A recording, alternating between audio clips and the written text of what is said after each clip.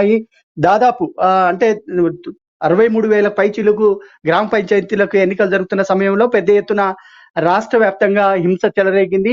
విపక్ష పార్టీలకు సంబంధించినటువంటి కార్యకర్తలు హింసాత్మక ఘటనలకు దిగారని చెప్పేసి అధికార పార్టీ టీఎంసీ ఆరోపిస్తోంది. పెద్ద ఎత్తున జరిగినటువంటి ఈ గొడవల్లో దాదాపు 9 మంది కార్యకర్తలు, వివిధ పార్టీలకు చెందినటువంటి కార్యకర్తలు మరణించారు. దాంట్లో 5గురు అధికార పార్టీకి సంబంధించిన వాళ్ళు ఉన్నారు. అలాగే లెఫ్ట్ పార్టీకి సంబంధించిన వాళ్ళు ఒకరు, ఇద్దరు, బీజేపీ సంబంధించి ఒకరు, కాంగ్రెస్ సంబంధించి ఇలా వివిధ విపక్షాలకు సంబంధించినటువంటి కార్యకర్తలు కూడా ఈ ఈ ఘర్షణలో చనిపోవడం జరిగింది. ఉదయం 8 గంటలకి ఓటింగ్ ప్రారంభమైంది. ప్రారంభమైన కొద్దిసేపటికే హింస చెలరేగింది. రాష్ట్ర వ్యాప్తంగా చాలా చోట్ల పోలింగ్ కేంద్రాలను ధ్వంసం చేశారు. అలాగే బ్యాలెట్లను కూడా కొన్ని చోట్ల దగ్ధం చేసినటువంటి పరిస్థితి.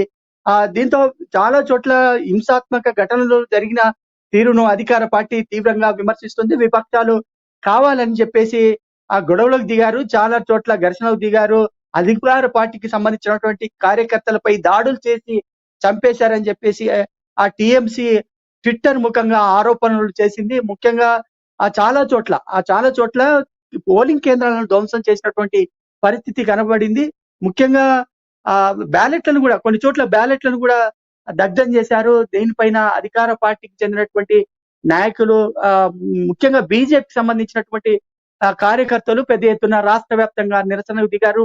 వెంటనే కేంద్ర బలగాలను మోహరించాలి, శాంతి భద్రతలను కాపాడాలి రాష్ట్రంలో అని చెప్పేసి విపక్ష పార్టీలన్నీ కూడా రాష్ట్ర వ్యాప్తంగా నిరసనకు దిగినటువంటి పరిస్థితి. అంటే దాదాపు 63,000 రాష్ట్ర వ్యాప్తంగా 63,000కు పైగా గ్రామ పంచాయతీలకు సంబంధించినటువంటి ఎన్నికలు జరుగుతున్నాయి.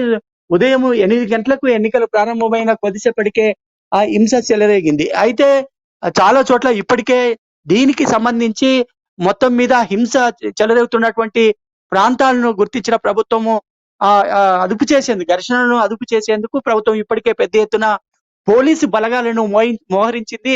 శాంతి భద్రతలను కాపాడేందుకు అన్ని చోట్ల చర్యలు చేపట్టామని అధికార పార్టీ ఇప్పటికే ప్రకటించింది. దాదాపు అయితే ఇంత పెద్ద ఎత్తున హింస చెలరేగినప్పటికీ ఇప్పటి వరకు ఆ ఎన్నికల కమిషన్ కి సంబంధించినటువంటి ఏ ఒక్క అధికారి దీనిపైన స్పందించలేదు.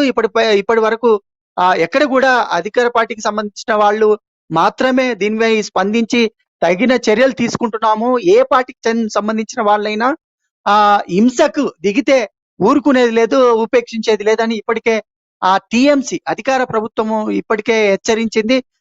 విపక్ష పార్టీలు కావాలని కేవలం హింసను దిగారు. విపక్ష పార్టీల కారణంగానే బెంగాల్లో హింస చెలరేగిందని చెప్పేసి అధికార పార్టీ ఆరోపిస్తుంది. అంటే శాంతి భద్రతలను కాపాడేటువంటి పనిలో తమ ప్రభుత్వం ఉంది, కానీ విపక్ష పార్టీలు కావాలని చెప్పేసి హింసకు దిగాయి. పెద్ద ఎత్తున హింస చెలరేగడానికి విపక్షాలే కారణం అని చెప్పి అధికార పార్టీ ఆరోపిస్తుంది. మొత్తానికి రాష్ట్ర వ్యాప్తంగా ఎక్కడెక్కడైతే ఘర్షణలు జరుగుతున్నాయో ఆ ప్రాంతాల్లో ఇప్పటికే భారీగా పోలీసు బలగాలను మోహరించారు.